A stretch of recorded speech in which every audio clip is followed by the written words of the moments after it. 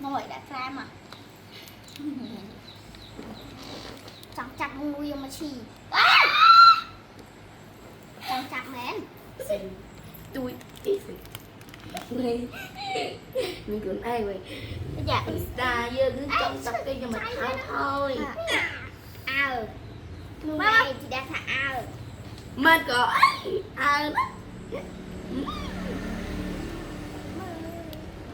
trong phải vô nè mới sạch bạn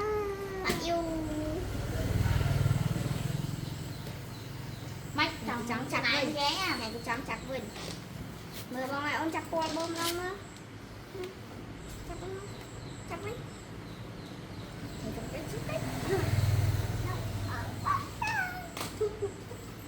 thả phổi mắt đâm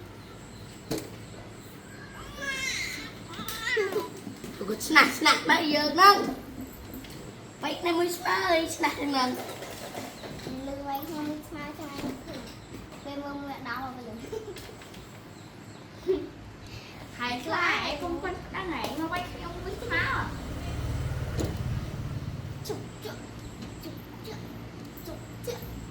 chụp hot ổn á bây giờ anh thì cho hot ổn chết